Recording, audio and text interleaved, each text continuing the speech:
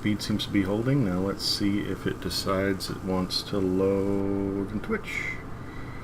There we go. It looks like we're doing okay.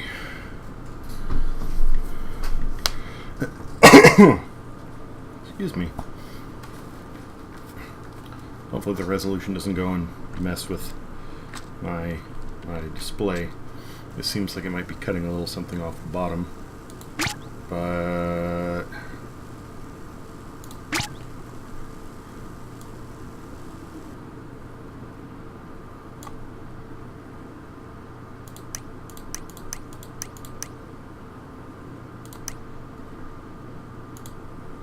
let's try that.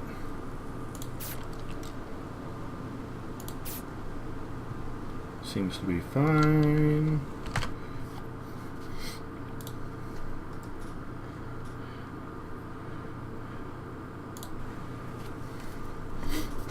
Once it actually... Oh, wait, no, that's wrong. Come on, screen, you can do this. Good. Alright. Seems like everything's up properly. Take a step back.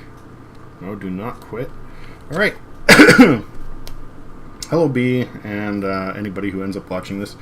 I guess this is a game developed by Adult Swim Games. I didn't know that when I bought it. I just thought it looked funny.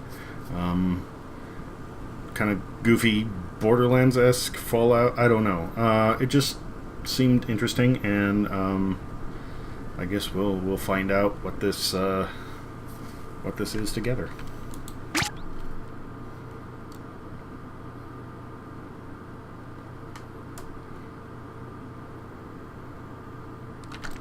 The year is 1980. Tensions are at a boiling point between the U.S. and the USSR after a thermonuclear blast eviscerates a small U.S. Air Force base in the rural town of Damascus, Arkansas. The U.S. are swift to respond. I remember that game. A retaliatory strike at the USSR, which is dismissed by a Soviet officer as a false positive by their early detection satellites. As the American Titan II missiles plow through the Soviet countryside, the USSR is only able to mount a meager counterattack from remote satellite locations before it is completely wiped off the face of the Earth.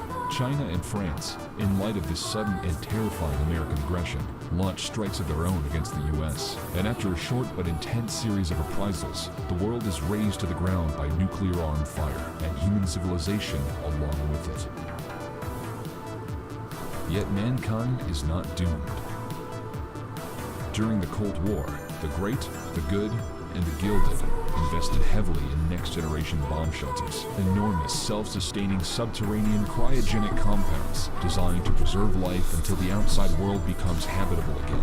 Compounds which, due to cost-cutting business measures in the name of competition and industrial espionage, failed to work entirely. Coolers. Bathed in lethal radiation, the greatest minds of the 20th century and all living memory of culture, technology, and agriculture are lost. While on the surface, the very hardiest specimens of humanity cling to life, survive, then thrive.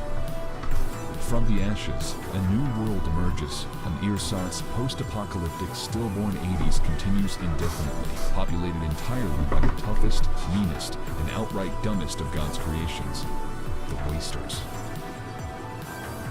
Years later, however many no one can say, even those who can count, the barren desert landscape of the western wastes is host to bitter factionalized warfare.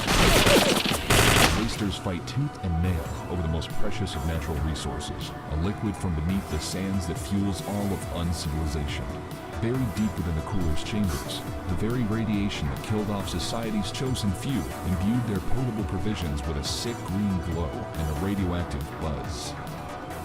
Booze, it affectionately came to be known, and those dumb enough to weather its taste found themselves taking a sharp detour off the human evolutionary highway, mutating in strange and confounding ways, and acquiring both permanent brain damage and a ravenous addiction to the stuff. Against this backdrop of organized chaos, the wasters scrabble in the dirt looking for just a drop of the good stuff, and the right guy in the wrong place at the right time with the wrong drink could be a major headache for those who seek power.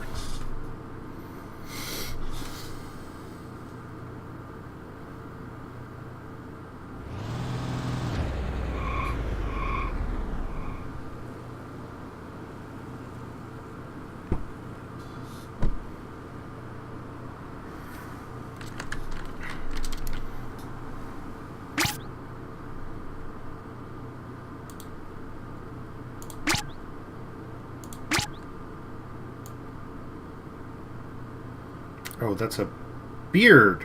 I thought it was just a shadow.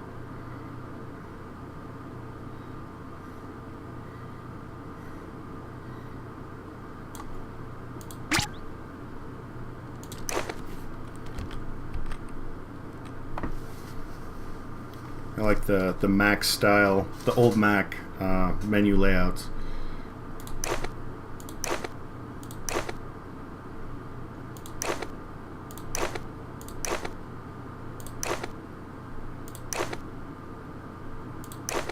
The Arthur. I like that one.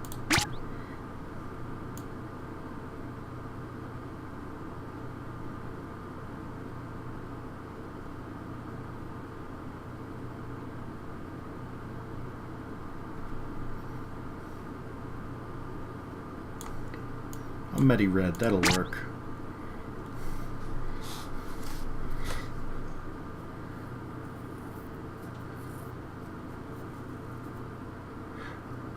I don't know. The narrator was kind of fitting for, you know, what you would hear from the 80s, I think.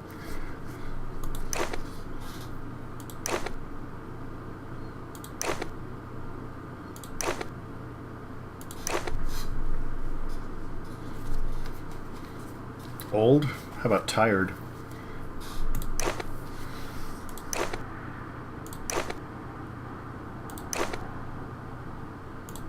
Let's go with squirrely.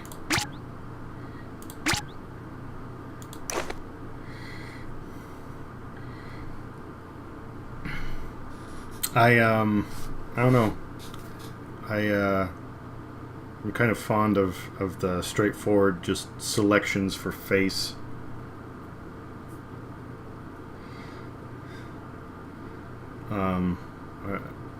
I don't like to sit there and spend like an hour and a half creating a character's appearance.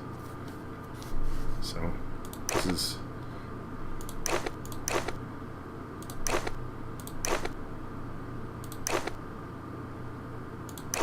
okay.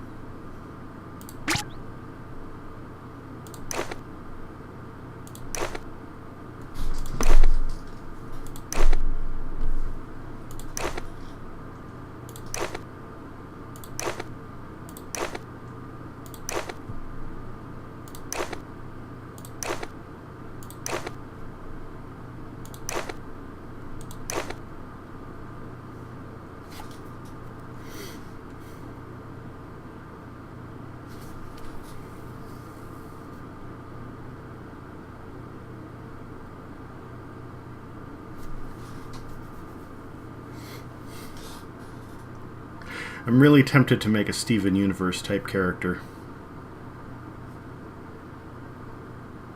Because I think the eyes and the mouth would work well.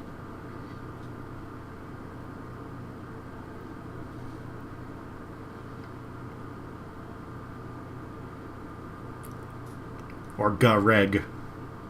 I think that would be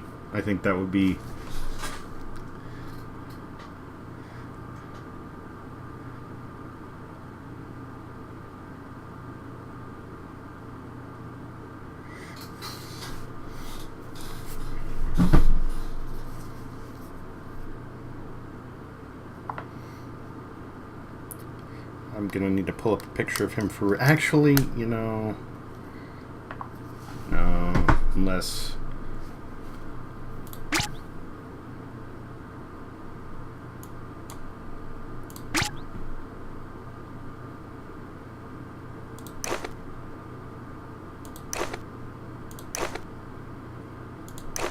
butt chin.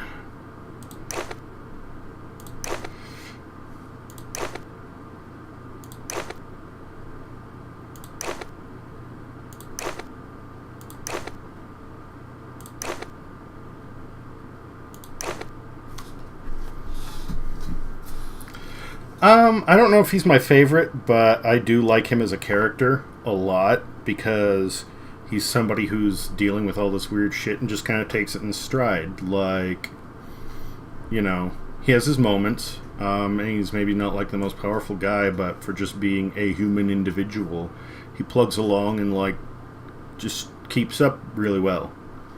I don't know. I think that's kind of cool.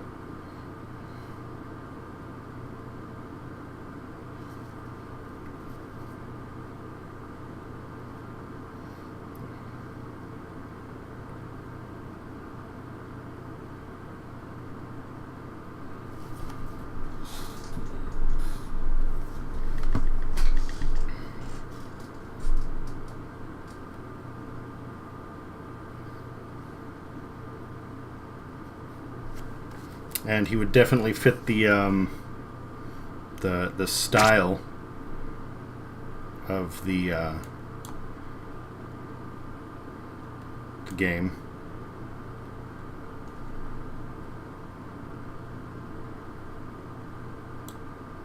I think that's a good sort of tan. Now, does he have?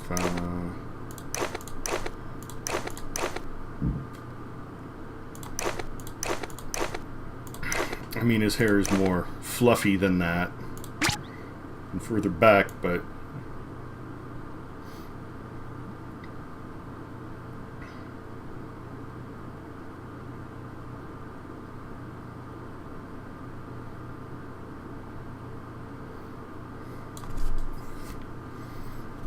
looks like a brownish black. That'll work.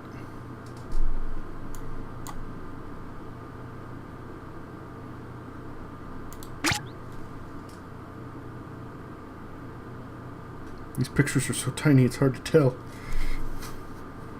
There we go.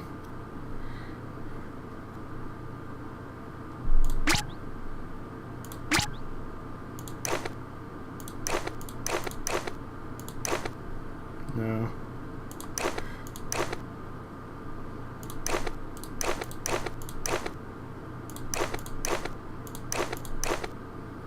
That kind of works.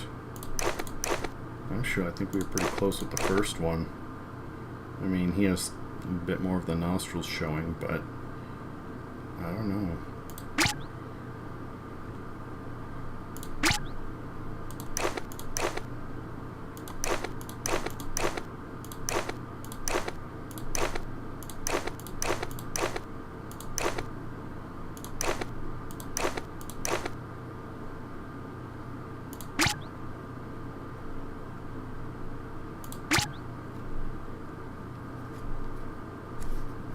Come on, phone. Bear with me.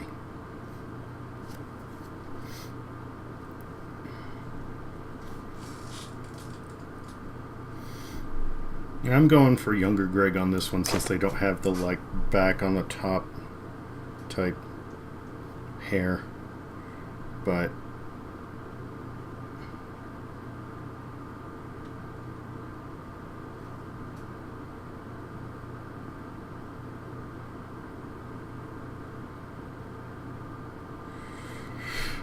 here I'm trying to talk about not spending too much time going and looking at or trying to spend not too much time making a character. And what am I doing? I'm overthinking it. If there was an option for an earring, that would work.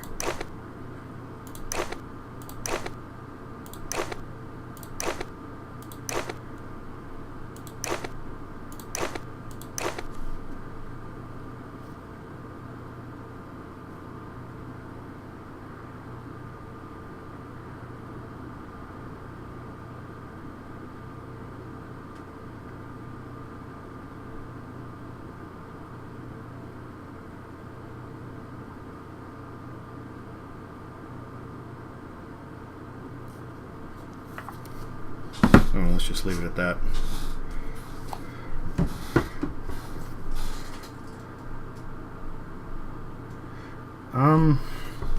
Yeah, I've seen some stuff. I don't know, like,